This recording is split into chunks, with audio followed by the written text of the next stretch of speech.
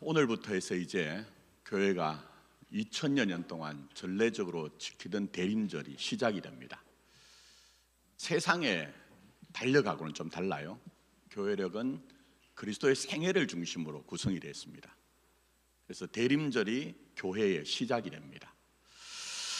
그리고 대림절이란 말은 원래 라틴어 어두벤투스트라는 말인데 도착이란 말입니다. 그러니까 여러분이 누군가 올 때 공항이나 기차역에 나가 기다리죠. 그것처럼 다시 오실 주님을 기다리는 신앙을 회복하는 그런 절기가 돼야 됩니다. 자, 오늘부터 이제 대림절 시작이 되는데 우리 교회에서는 여러 가지로 영성 훈련을 합니다. 하나님 사랑, 이웃 사랑이란 내용을 담아서 좀 적극적으로 참여했으면 좋겠습니다. 자, 여러분이 누군가를 상대할 때 기분이 상하기도 하고 앞으로 가능하면 저 사람은 멀리하고 싶다, 이런 사람이 있습니까?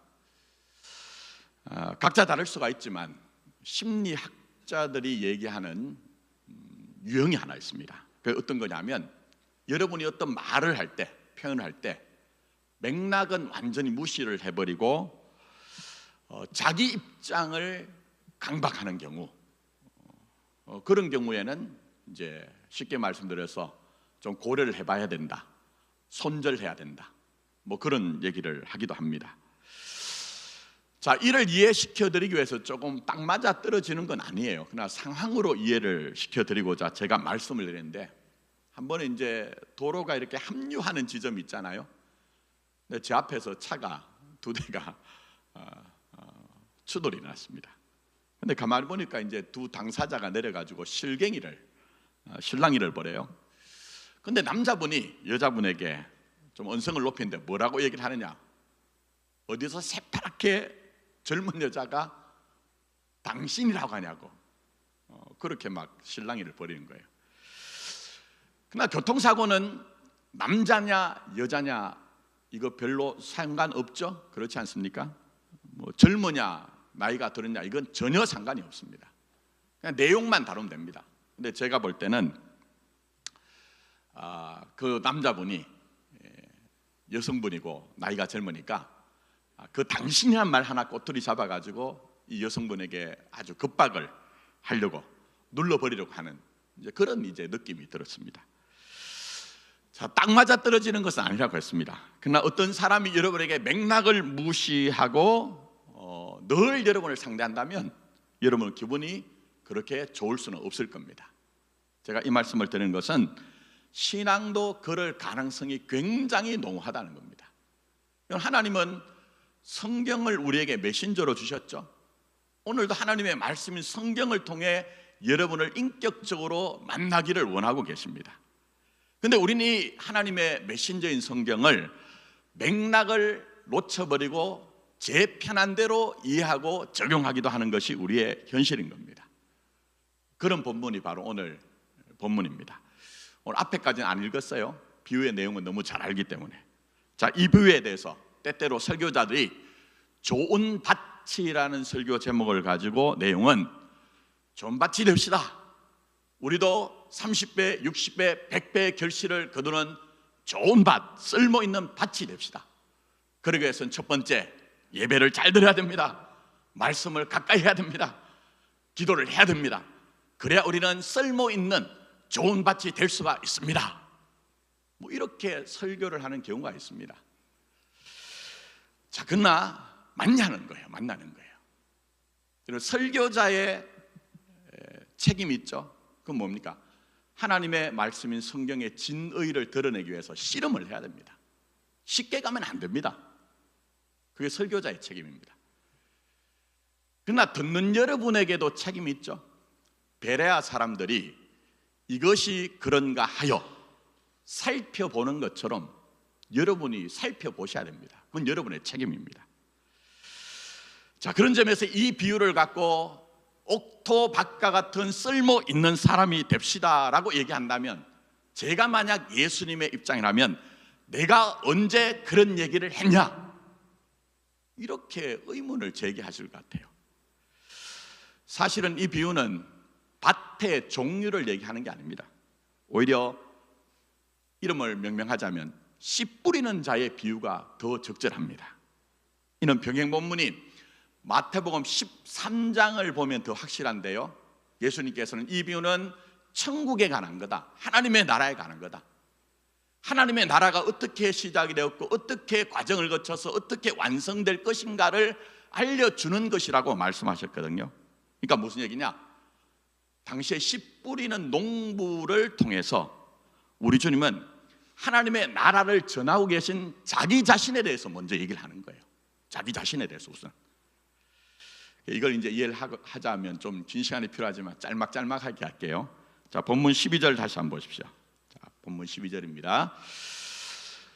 이는 그들로 보기는 보아도 알지 못하며 듣기는 들어도 깨닫지 못하게 하여 돌이켜 죄사함을 얻지 못하게 하려 함이라 얘기하십니다.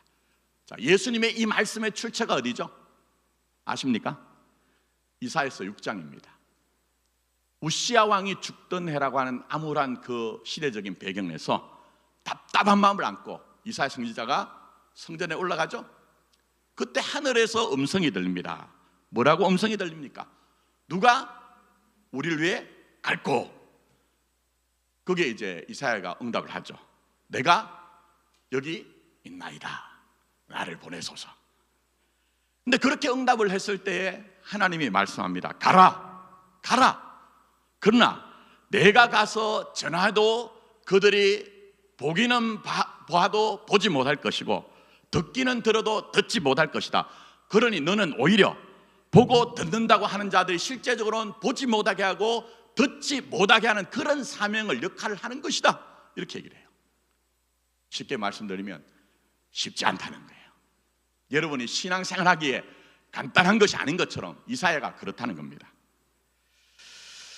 그래서 이사야는 하나님의 뜻을 따라, 이사야라는 이름의 뜻이 야훼는 구원이시다는 그런 뜻이거든요.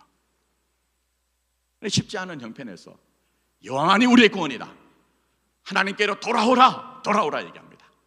그러나 그 시대 사람들은 호응하지 않습니다.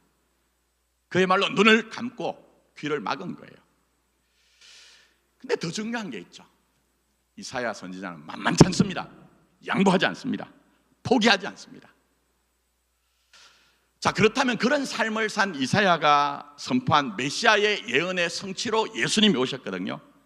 그리고 그 예수님이 지금 하나님의 나라의 복음을 전하시면서 이 이사야의 말씀을 인용한 건 왜 그럴까요? 자신도 마찬가지라는 거예요. 내가 하나님의 나라를 선포하고 하나님의 나라를 이루어내는 그 일에 대해서 어떤 일이 있어도 양보하지 않고 내가 그렇게 하겠다는 겁니다. 그래서 이사야 53장에 고난당한 메시아가 나오죠. 그 가운데 이사야가 예언한 것은 그는 멸시를 받아 사람들에게 버림받았으며 간고를 많이 겪었으며 질고를 아는 자라, 마치 사람들이 그에게서 얼굴을 가린 것 같이 멸시를 당하였고 우리도 그를 귀히 여기지 아니하였도다라고 예언한 대로 사람들은 예수님께 호응하지 않습니다.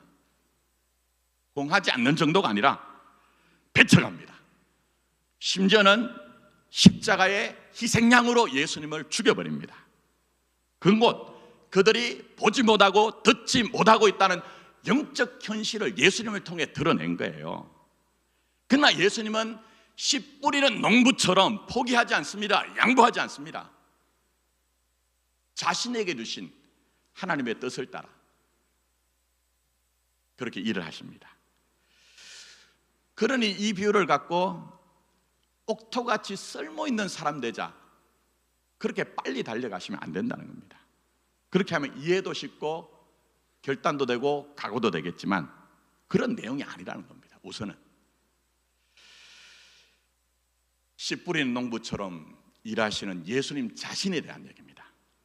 그리고 여러분이 예수님에 대해서 보고 듣게 된 것은 본문에서는 예수님의 일하심의 결과와 적용으로 제자들이 보고 듣게 된 것이고, 그 구원의 맥락을 이어서 여러분도 보고 듣게 되었다는 겁니다. 그리고 그렇게 보고 듣게 된 사람들은 어떻게 살아야 될까요? 그 얘기를 지금 하고 계신 거예요.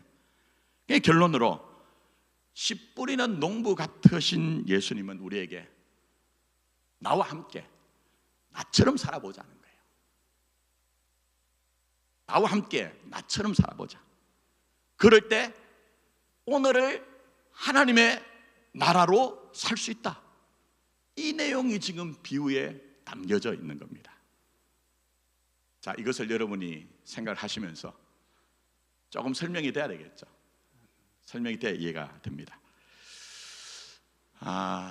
이걸 제대로 이해하기 위해서는 2000여 년 전 당시 팔레스타인 현실을 좀 알아야 됩니다. 당시 팔레스타인 땅은 절대 농토가 절대 부족합니다. 정말 너무너무 부족한 상황입니다. 그러다 보니 농토와 주변이 구분이 잘 되지 않습니다. 우리나라 같은 환경이 아닙니다. 농토와 주변이 구분이 잘 안 돼요. 거기다가 제가 언젠가 한번 말씀드렸지만 당시의 농부들은 씨를 뿌렸습니다. 그냥 손으로. 자, 그러다 보니 밭과 길이 따로 구분되어 있지 않다 보니 오늘 본문의 비유처럼 뿌린 씨 중에는 길가로 떨어지는 씨앗이 당연히 많았습니다. 그리고 땅 자체가 워낙 척박하다 보니 개간을 하긴 하지만 그 팔레스타인 땅에는 돌짝밭이었거든요. 근데 위로는 개간을 해가지고 흙이 덮여 있는지 모르지만 아래로 가면 돌들이 엄청나게 숨어 있었습니다. 그러니 뿌린 씨앗이 뿌려져도 사실은 돌 때문에 뿌리를 내리지 못한 경우도 많았습니다. 떠나서 절대적 농토가 부족하다고 했어요. 그래서 길과 밭이 구분이 되지 않는 것처럼 이 밭과 가시덤불이 구분이 안 되는 경우가 있었습니다. 물론 여기서 개간을 합니다. 그러나 개간을 해도 그게 가시나무에 뿌리가 남아있다가 결국 거기서 싹이 나고 나중에는 곡식보다 더 자라는 경우가 있습니다. 그걸 지금 배경으로 하고 있는 겁니다. 자, 그러면 씨 뿌리는 농부는 어떤 사람입니까? 그냥 단순 계산으로 해도 4분의 3이 척박합니다. 씨를 뿌려도 이게 헛된 일이 될 수가 있습니다.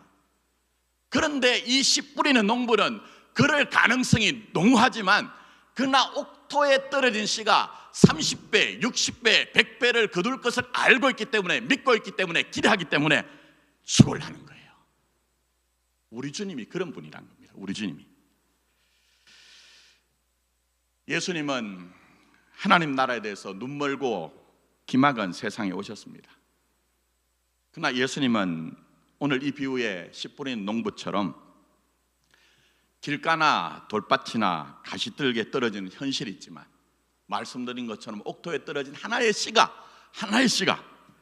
30배, 60배, 100배를 거둘 것을 믿고 기대하면서 양배하지 않고 일을 하셨습니다. 그래서 여러분이 예수님을 보게 된 것, 이건 전적으로 보지 못하고 듣지 못한 세상에서 여전히 일하고 계신 예수님의 일하심과 은혜의 역사라고 성경은 우리에게 얘기를 하고 있습니다. 그렇게 하나님의 나라에 대해서, 예수님에 대해서 보고 듣게 된 사람은 어떻게 살아야 되는 것입니까? 씨 뿌리는 농부 같으신 예수님이 내 주와 그리스도가 되셨다면 너희는 나를 따르라고 했기 때문에 그분을 따라가야 되겠죠. 그래서 우리는 우리의 삶 가운데 때로 길가와 돌짝밭과 가시덤불이 상존한다 할지라도 분명히 옥토에 떨어진 그 하나의 씨가 30배, 60배, 100배를 결실을 거둘 것을 믿고 기대하면서 예수님처럼 사는 거예요. 예수님처럼. 완벽하자는 건 아닙니다. 여기서 오해는 없어야 됩니다. 그래서 이게 무슨 소린가 하시겠지만 보고 듣는 게 뭡니까? 보고 듣는 게. 너무 복잡하게 생각하지 마십시오. 전도해보면 합니다. 저도 저희 교회 부임하고는 전도에 그렇게 창념하지 못했는데 전도하면요 꼭 어떤 사람이 나오는지 아세요? 내 눈에 하나님 보여주면 그때 난 교회 나가겠다. 그런 사람 많습니다. 의외로 많습니다. 내 눈에 하나님 보여주면 내 당신 뭐라고 하든지 내가 나가겠다. 근데 여러분 어떻습니까? 하나님 보지 않고도 믿잖아요. 음성이 들려지지 않아도 믿고 있잖아요. 그걸 성경에서는 예수님의 일하심의 결과다, 하나님의 은혜다, 하나님의 경륜과 역사와 일하심의 결과라고 우리에게 말씀하고 있습니다. 또 더 나가서 여러분, 지금 우리가 이만한 믿음 가지고 살잖아요. 근데 이까지 올 때까지는 그냥 오지 않았거든요. 시간 속에서, 과정 속에서 얼마나 많은 우여곡절과 사연이 있었습니까? 근데 그 우여곡절과 사연을 보면요, 전부 하나님을, 예수님을 잘 믿을 수 있는 그런 가능성을 얘기하는 게 아닙니다. 목사인 저도 도망가고 싶고 포기하고 싶은 우여곡절과 사연이었습니다. 근데 지금 이 자리에 있거든요. 겨자씨만한 믿음이라도 그거 누가 지켜내신 겁니까? 우리는 우리 자신이 지켜냈다고 생각하지만 일하시는, 씨 뿌린 농부처럼 일하신 주님이 우리에게 역사하시고 일하셨기 때문에 우리는 믿음을 지키고 있는 겁니다. 자, 그러니 다시 한번 말씀드립니다. 오늘 본문 말씀을 가지고 쓸모 있어야 한다는 쪽으로 빨리 달려가지 마십시오. 말씀드린 것처럼 씨 뿌린 농부에게 길가와 돌밭과 가시떨기가 상존하는 것처럼 우리 산다는 것도 다 만족은 아닐 겁니다. 다 만족은 아닐 거예요. 그러나 씨 뿌리는 농부이신 주님이 그렇게 일하신 결과로 우리가 보고 믿게 되었다면 우리는 그 일하시는 예수님과 함께 일하시는 예수님을 의지하면서 우리에게 주어진 여건을 믿음으로 살면 그 자체가 대단한 겁니다. 그 자체가 대단한 거예요. 하나님의 영광이 되는 거예요. 다른 게 영광이 아닙니다, 여러분. 제가 왜 이렇게 목소리를 높이느냐, 지금까지 우리가 이해했던 신앙이 쓸모 있자고 하면요, 자칫하면 우리의 신앙은 자기 이용성을 증명해야 된다는 쪽으로 가게 됩니다. 신앙이 넉넉하지 않죠. 강박적이 됩니다. 강박적이 됩니다. 더 나가서 그런 신앙 이해는 은혜는 받았으나 솔직하게 우리의 삶의 진실은 많은 경우는요, 그야말로 있으나 마나한 것이 현실입니다. 잘 한번 생각해 보십시오. 여러분이 지금 말씀은 하지 못해도 다 우리 삶이 그런 것 아닙니까? 뭐 다람쥐 쳇바퀴 같이 도는 것, 그게 우리의 삶의 현실이고, 이 문제 하나 지나가면 또 다른 문제가 또 다가오고, 그 우리 현실 아니냐 하는 것입니다. 그런 현실에서 쓸모 있어야 한다는 것으로 여러분 자신을 이해하면요, 여러분 자신을 자책하게 되죠. 더 나가서 하나님에 대한 원망을 지울 수가 없습니다. 체면 때문에 말하지 못하지만 왜 내 진심을 몰라주십니까? 왜 내 진심을 몰라주십니까? 내가 정말 쓸모있는 인생이 되기를 원하는데 왜 내 각오를 배반하십니까? 그게 우리 마음에 가득하다니까요, 불만이. 저 목회하면서 이제 눈치가 백단이 돼서 그런지 어떤 분들의 행동이 달라지면요, 저분이 왜 저런가 하는 게 다 보여집니다. 여러분도 그런 경제에 이르렀을 거예요. 그러니 신앙은 쓸모가 아니란 것을 여러분이 이해해야 됩니다. 쓸모가 아니다. 여러분 당장 한번 생각해 보십시오. 겉으로 드러나는 것 말고 내 안에 여러분이 옥토라고 생각되시는 분이 정말 그분이 100% 옥토일까요? 한번 잘 생각해 보십시오. 옥토일까요? 겉으로 드러나는 것 말고 그럴 가능성은 전혀 없습니다. 왜 그럴까요? 그 대단한 사도 바울조차도 자기 내면에 대해서 뭐라고 합니까? 로마서 7장 제가 자주 새벽에 인용했어요.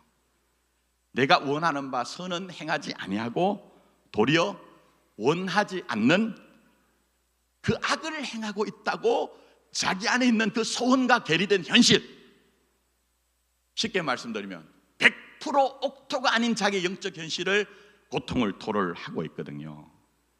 그럼 어느 누가 우리가 부러워하는 그분, 여러분 보실 때 저분은 진짜 대단해, 옥토야, 그럴 수 없다는 거예요. 그럴 수 없다는 겁니다. 그러나 신앙이 정말 대단한 게 있죠. 오히려 그러함에도 불구하고 나와 함께하며 나를 위해 일하시는 예수님, 그럼에도 불구하고 놓치지 않는답니다. 포기하지 않는답니다. 끝까지 함께하면서 내가 목적한 그 자리까지, 영광이라고 얘기하죠, 가게 하겠다, 이렇게 말씀하고 있습니다. 그래서 여러분 잘 한번 보십시오. 사도 바울처럼 우리도 종종 내가 어떤 사람인가 내가 알아요. 내가. 그래서 누가 고민하는 것이 아니라 내가 나를 보고 고민하기도 하죠. 그리고 실망하기도 하죠. 근데 그런 나에 대해서 예수님은 자신 안에 운명으로 묶었기 때문에 포기하거나 버리지 않는다. 끝까지 간다. 먼저 우리에게 말씀하는 거, 먼저 우리에게 얘기하는 거예요. 그래서 로마서가 굉장히 중요합니다. 저는 제 목회 마지막 새벽 기도를 로마서로 마지막 정리를 하려고 설교 계획을 가지고 있는데, 그러나 가끔 말씀드리죠. 너무 보석 같아서. 로마서 7장 24절에 사도 바울이 뭐라고 탄식합니까? 오라 나는 공고한 사람이로다. 누가 나를 이 사망의 몸에서 누가 건져내랴. 비명을 지르고 탄식을 지릅니다. 그거 없으면 신앙인 아닙니다. 역설적이에요. 내가 나 스스로 옥토가 아니라는 그 현실에 비명과 탄식이 나온다는 거예요. 근데 묘하죠? 바로 이어서 25절에 감사 너기에 합니다. 우리 주 예수 그리스도로 말미암아 하나님께 감사하리로다, 이렇게 얘기합니다. 그러면 문법적으로는 거기에서 뭔가 반전이 있어야 돼요. 변화가 돼야 되죠. 개선이 돼야 되죠. 그런데 그 다음에 뭐라고 얘기를 하느냐? 그런즉 내 자신이 마음으로는 하나님의 법을, 육신은 뭘 섬긴다고요? 죄의 법을 섬기노라. 말도 안 하는 얘기죠. 무슨 변화가 된 것이나 개선이 된 것도 아닌데 감사한다고 얘기합니다. 내 현실은 여전히 마음으로는 하나님을 즐거워하고 기뻐하고 내가 순종하고 싶어하나 여전히 육신으로는 내가 불순종하는 내 자신의 모습이 있더라고 하는데 감사합니다. 왜 그렇습니까? 거기서 이제 정답이, 신앙인 정답은 없습니다만 로마서 8장 1절과 2절이 나오죠. 위대한 선을 합니다. 위대한 선을 합니다. 나 자신 아니고 예수님이란 얘기입니다. 그래서 이렇게 선언합니다. 그러므로 이제 그리스도 예수 안에 있는 자에게는 결코 뭐가 없다고요? 정잠이 없나니 이는 그리스도 예수 안에 있는 생명의 성령의 법이 죄와 사망의 법에서 너를 해방하였습니다. 이거 해석이 필요합니다만 그냥 간단하게 말씀드리면, 여러분은 세상에 허락되지 않은 예수라는 운명 안에 있다는 거예요. 여러분의 운명은 여러분 자신 안에 있는 게 아닙니다. 예수라는 운명 안에 있다는 겁니다. 생명의 성령의 법이란 것을 어떤 조문으로 이해하시면 안 됩니다. 제가 새벽에는 말씀드렸지만 이 생명의 성령의 법이란 것은 하나님의 의지, 강력한 의지, 양보하지 않겠다, 포기하지 않겠다, 영광에 이를 때까지 내가 너를 놓치지 않겠다는 하나님의 의지가 여러분에게 있는 거예요. 그러니 우리 인생과 신앙에 일하신 분은 씨 뿌린 농부 같으신 예수님입니다.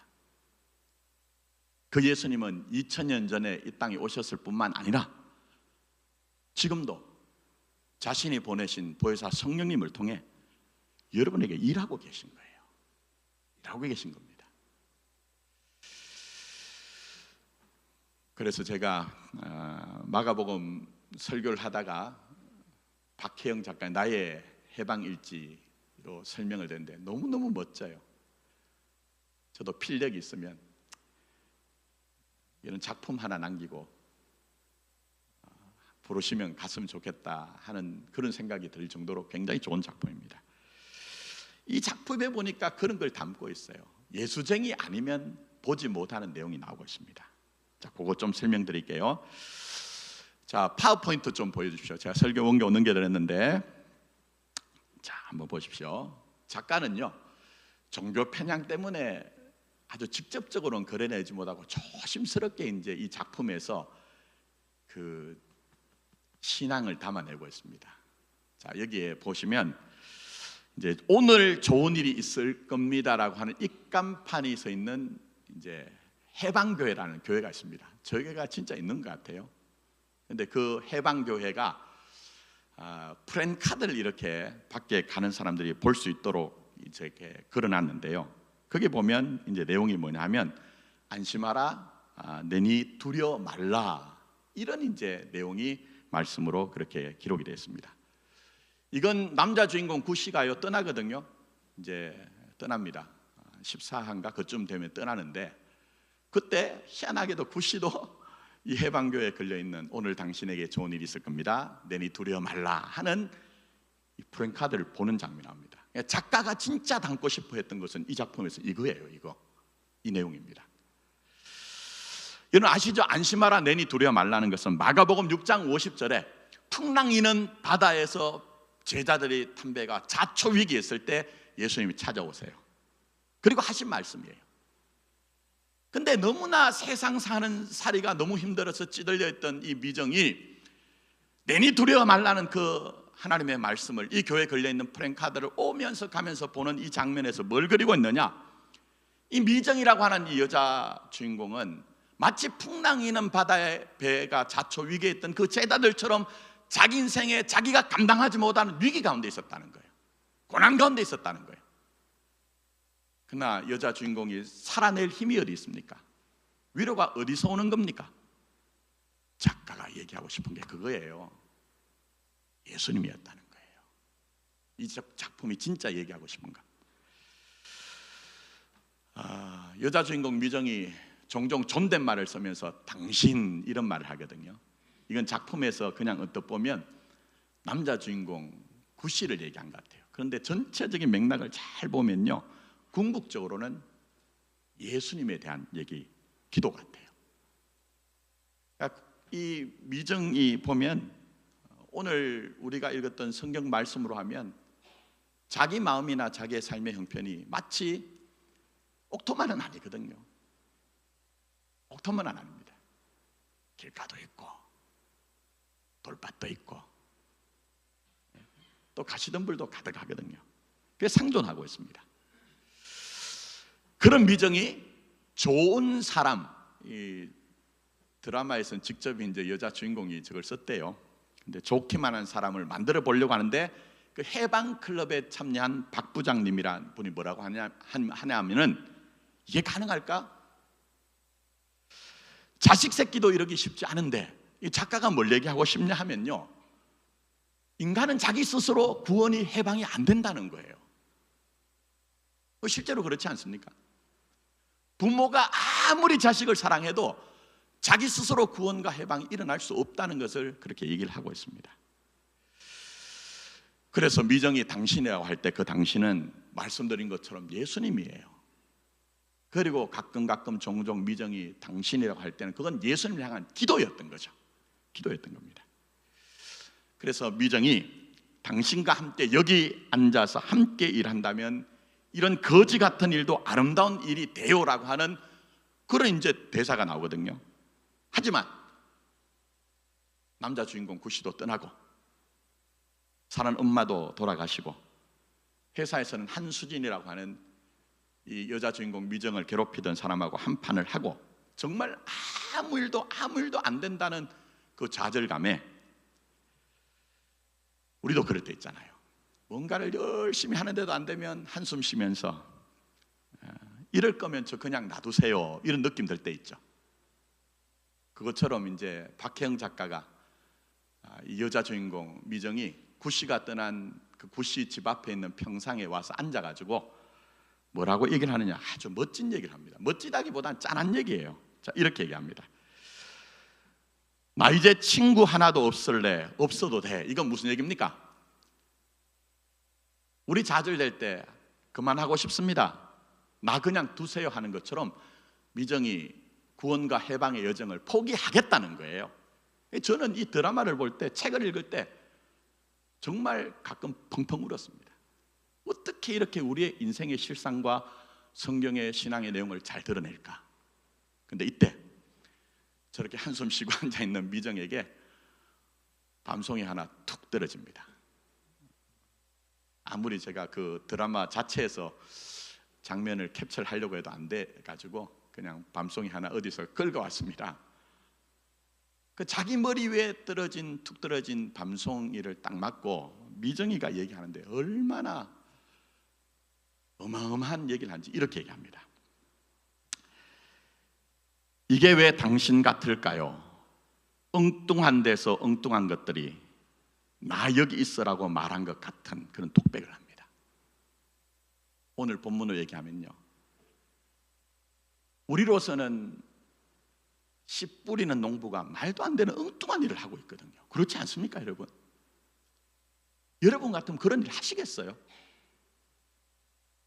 단순 산술로 4분의 3의 씨앗은 뿌려도 거두지 못하는 현실. 근데 예수님은 씨 뿌린 농부처럼 열심히 씨를 뿌리십니다. 보게 되고 듣게 된 옥토와 같은 사람들에게 30배, 60배, 100배의 결실을 거둘 것을 알고 있기 때문에. 이게 왜 당신 같을까요? 엉뚱한 데서 엉뚱한 것이 나 여기 있어야로 말한 것 같은 그 예수님. 작가는 바로 그 예수님에 관한 얘기를 하는 거예요. 드러나기는 그냥 인간관계로 드라마가 다 엮어진 것처럼 보여지지만 사소한 그 밤송이가 떨어진 것 같이 우리의 일상 가운데서 때로는 우리의 삶에 들어오셔서 엉뚱한 일로 보이지만 그 일을 행하심으로 말미암아 여전히 우리를 놓치지 않는 그 예수님, 그 예수님이 여러분의 주와 그리스도가 되십니다. 어느 누구도 여러분의 인생의 주인이 될 수 없습니다. 어느 누구도 그렇게 될 수 없습니다.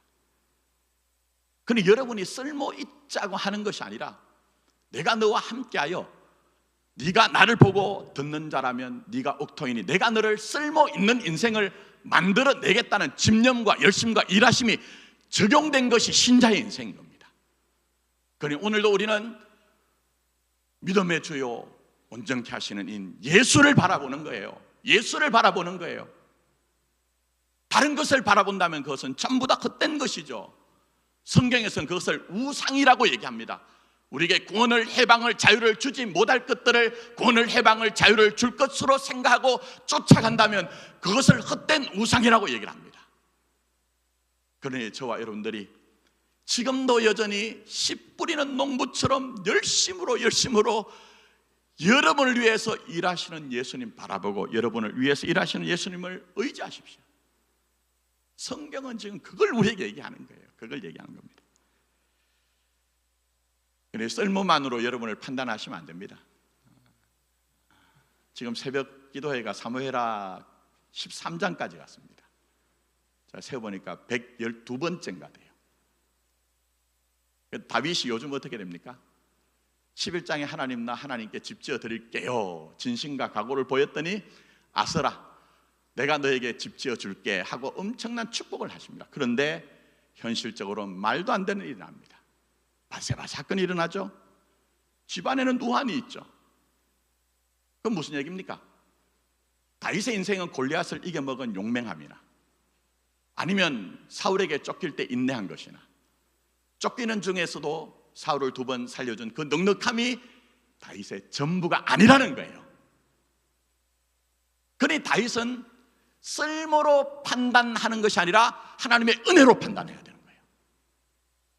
그리고 더 나가서 우리는 다윗의 어떤 인격적인 덕목과 어떤 삶의 자질을 가지고 다윗을 닮는 것이 아니라 우리의 주와 그리스도가 되시는 예수님을 믿고 따라야 되는 거예요. 그래서 우리는 다윗을 볼 때에 다윗의 인생 안에 들어오셔서 심지어는 쓸모없는 순간에도 포기하지 않는 하나님의 은혜를 보며 예수님의 십자가로 달려가야 되는 거예요. 우리가 긍휼하심을 입고 때를 따라 돕는 은혜를 얻기 위해서는 하나님의 은혜 보좌가 되는 예수와 그의 십자가 앞에 달려가야 되는 것입니다. 그때 우리는 만납니다. 쓸모로 너를 판단하지 마라. 내 아들을 준 사랑 안에 있는 그 사랑으로 너 자신이 판단돼야 된다. 그런 너 자신의 인생에 대해서는 로마서 7장 8장에 얘기하는 것처럼 생명이나 사망이나 기타 등등 어떤 것도 그 사랑에서 끊을 수 없다. 그렇게 지금도 씨 뿌리는 농부 같은 주님은 성령님을 통해 여러분에게 말씀하고 계시는 것입니다. 그러니 다윗 보십시오. 이제 말씀 맺으면서 오늘 본문을 얘기하면 뭡니까? 옥토입니까? 옥토 아닙니까? 옥토 아닙니다. 완벽하게 옥토가 아닙니다. 그에게도 길가가 있었고 돌짝밭도 있었고 가시덤불 있었습니다. 하나님이 포기하지 않았습니다. 제발 신앙을 쓸모있지 않은 명분이나 결벽으로 이해하지 마십시오. 여러분이 어떤 상황 가운데 있어도 하나님은 여러분을 사랑하십니다. 그 수준이 뭐죠? 한 군데만 말씀드리면 로마서 8장 28절, 우리가 마땅히 간구할 바를 알지 못하나 성령이 말할 수 없는 탄식으로 기도하신대요. 마땅히 기도할 바를 알지 못하는 그 수준에서도 하나님은 씨 뿌리는 농부처럼 열심히 여러분을 위해 일을 하신다고 말씀합니다. 그러니 그 예수님 만난 여러분, 씨 뿌린 농부처럼 사십시오. 왜요? 여러분을 위해서입니다. 시편 126편 5절과 6절에는 바벨론 포로기라는 배경을 갖고 동일한 얘기를 합니다. 눈물을 흘리며 씨를 뿌리는 자는 뭘 거둔다고요? 기쁨으로 거두리로다. 울며 씨를 뿌리러 나가는 자는 반드시 기쁨으로 그 곡식단을 가지고 돌아오리로다. 예수 안에 있는 축복입니다. 목사가 줄 수 없습니다. 예수 안에 있는 축복입니다. 때로 여러분들이 삶의 현실에서 다 만족한 것이 아닌 그 현실에 눈물 흘리는 일이 있다 할지라도 씨 뿌린 농부이신 우리 주님처럼 포기하지 마시고 자기 삶을 사십시오. 그래서 어느 한 부분에서는 옥토와 같은 내 삶에서 30배, 60배, 100배를 거두어 울며 씨를 뿌리러 나간 자는 기쁨으로 단을 거두겠다는 주님이 주시는 넉넉함, 주님만이 주시는 그 대단함을 여러분이 받아 누릴 수가 있을 것입니다. 그런 복을 누리는 저와 여러분 되기를 예수님의 이름으로 축복합니다. 기도하겠습니다.